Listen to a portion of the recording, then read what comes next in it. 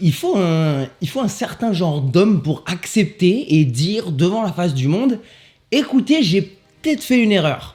Moi, je pense que Kawhi Leonard, Kevin Durant aussi, mais ça c'est un autre sujet, je pense que Kawhi Leonard, il est pas loin de devoir accepter une erreur. On en parle aujourd'hui, on parle du futur des Clippers. Et salut l'équipe, c'est Samy pour Après Sports News, j'espère que vous avez la pêche. Aujourd'hui j'ai envie de vous parler des Clippers. Pour ceux qui regardent cette vidéo, pour vous donner du contexte, je suis juste après le game 4 entre les Mavs et les Clippers. Je vais même pas aller dans une prédiction, je pense que les Clippers vont gagner cette série et je veux même pas parler de cette série en particulier parce que les Clippers pendant cette saison et ce début de playoff m'ont donné assez d'infos pour me dire que le futur est à questionner. Pour en revenir au Game 4 qui s'est passé dans la bulle entre les Clippers et les Mavs étaient à un moment à moins 21 au score. Luka Doncic finit avec 43 points, 17 rebonds, 13 passes décisives et il a fait ça après avoir eu une blessure à la cheville un match avant, c'était il y a quelques jours. Bon par contre Luka reste fidèle à lui-même au shoot à distance, 3 sur 9 à 3 points, mais il y en a un qui a suffi pour faire gagner les Mavs. Il a shooté un game winner, il rentre dans un club très exclusif de joueurs qui ont gagné un match de playoff avec 40 points et avec un buzzer beater pour gagner le match. Il y a Damian Lillard, LeBron James, Kawhi Leonard et Michael Jordan dans ce club et maintenant il y a Luka Doncic. Avec ce match où il y a quand même Kristaps Porzingis qui est out, Kawhi Leonard qui met 32 points, Lou Williams qui met 36 points, les Clippers qui avaient une main de 21 points, des vétérans, beaucoup plus d'armes défensives que les Mavs qui étaient une des pires équipes défensives cette année. Et ben du côté des Mavs, on a un Trey Burke qui finit à 10 sur 14, 25 points, un Seth Curry qui a 15 points sans mettre un 3 points et truc de ouf, sans Kristaps Porzingis, les Clippers sont menés 54 à 41 au rebond. Alors moi, quand on parle de choses sur cette chaîne, j'ai pas peur de parler des choses importantes. Paul George, quand il a été tradé d'OKC aux Clippers, c'est pour gagner un titre. Et cette équipe, elle doit gagner un titre maintenant. Sinon, on peut douter du futur des Clippers très vite. Et Paul George, il est absolument venu pour devenir une superstar, pour remplacer les Pascal Siakam et les Kyle Lowry ou Fred VanVleet qui étaient autour de Kawhi Leonard. Il est venu être une superstar pour pouvoir l'aider à gagner un titre pour sa ville, pour Los Angeles. Le grand Paul George, il a coûté beaucoup aux Clippers avec 9 points, 3 sur 14 au shoot, 1 sur 7 à 3 points et 45 minutes de jeu. Et 45 minutes, c'est un chiffre assez intéressant parce que Paul George, il avait 7 points à 4 minutes 30 restant dans le premier quart-temps.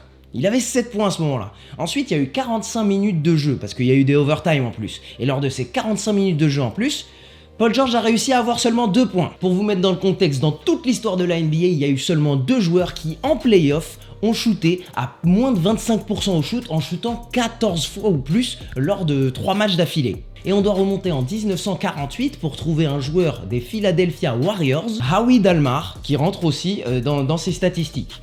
Lui, 1948, 2020, Paul George, il n'y a personne d'autre. Alors les gens parlent de statistiques et nous disent que Paul George apporte aussi défensivement. Paul George, lors de ses playoffs, en défense, c'est le 82e en defensive win share. Je vous mets la définition de defensive win share juste ici. Tout ce que je sais, c'est que c'est pas bien. Quand t'as un classement où il y a J.R. Smith qui est dans le coin, c'est pas bon. Alors maintenant, je me mets à la place de Kawhi. Je me rends compte que autour de moi, il y a des trous. C'est pas un titre assuré ou c'est pas un titre entre guillemets facile. Et bien sûr, c'est Kawhi est compétiteur, il a envie de beaucoup bosser pour avoir le titre, mais il est venu pour être à Los Angeles, pour être avec une star, pour être plus à l'aise.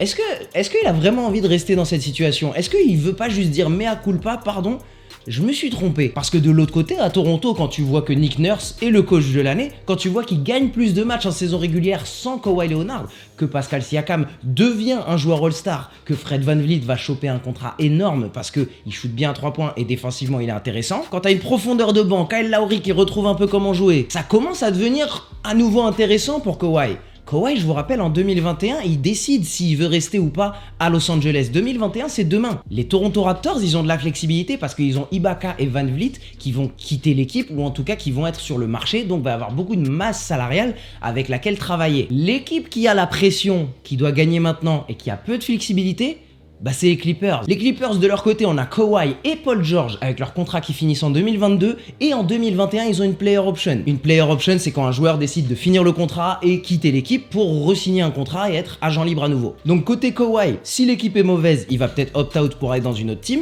Si jamais il a envie de plus de cash, il va opt-out. Donc il va sûrement opt-out Kawhi. Si Kawhi décide de bouger en 2021, Paul George en ce moment, il n'a pas une super réputation. Et s'il opt-out lui aussi, s'il quitte l'équipe, rien n'est dit dit qu'il touche un énorme contrat à nouveau lui aussi. Donc Paul George, il doit se redorer son blason. Donc il va se dire, je vais jouer ma saison 2022. Il va sûrement la prendre cette option. Donc t'as une dynamique entre Paul George et Kawhi. Kawhi, dans un été, il va pouvoir se dire, attends.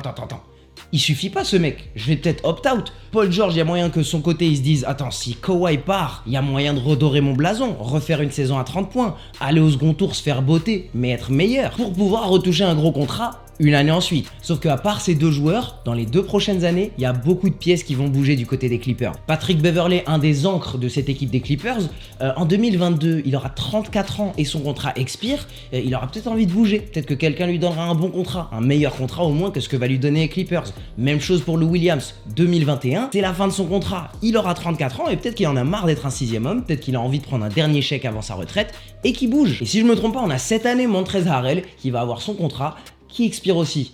Il y a beaucoup de pièces qui vont bouger du côté des Clippers. S'ils gagnent pas lors de cette bulle, et pour moi c'est clairement lors de cette bulle qu'ils vont devoir gagner, parce que c'est cette année où ils sont favoris, c'est cette année aussi où ça se passe dans une bulle, ça se passe pas au Staples Center, parce que si ça se passe au Staples Center l'année prochaine, LeBron James, Anthony Davis, ils auront un avantage, et en plus de ça, LeBron James, j'ai entendu qu'il va chercher une autre superstar chez les Lakers. L'année prochaine, ils seront pas dans une meilleure position les Clippers. Donc ils doivent gagner cette année pour espérer garder Kawhi Leonard et Paul George. Et quand tu regardes en rétrospective le trade entre les Clippers et OKC pour récupérer Paul George, en face ils donnent 5 premiers tours de draft à Oklahoma City, Danilo Gallinari et Shai Gilgeous-Alexander qui est en train de devenir un joueur excellent. Ce que je vois maintenant, c'est que les équipes avec de la flexibilité, Toronto, Oklahoma City, elles ont des munitions pour le futur. Et ça va être intéressant pour elles. Et si t'es Kawhi, avec la flexibilité que Toronto a, tu peux dire publiquement un mea culpa à la ville de Toronto, leur dire que tu as apprécié le temps que tu as passé chez eux, que tu respectes Nick Nurse et que tu trouves que la ville était plutôt pas si mal. Ça arrive de faire des erreurs, peut-être que tu as envie de retourner au Canada. Et voilà l'équipe, c'était mon avis au sujet Paul George et Clippers et du coup le futur de Kawhi Leonard. J'espère que vous avez kiffé la vidéo. Je pense vraiment que Kawhi aurait une meilleure chance de gagner le titre aujourd'hui à Toronto, chez les Raptors, avec cette équipe qui est vraiment intéressante, bien coachée, défensivement carré. Donc du coup, je me dis, est-ce qu'on pourrait voir un jour un joueur qui ravale sa fierté, qui assume d'avoir fait une erreur, et qui quitte cette équipe, et qui revient du coup à Toronto. Alors je sais pas si jamais ça va arriver, moi j'aimerais bien le voir, ce serait intéressant. Donnez-moi dans les commentaires votre avis à ma question suivante.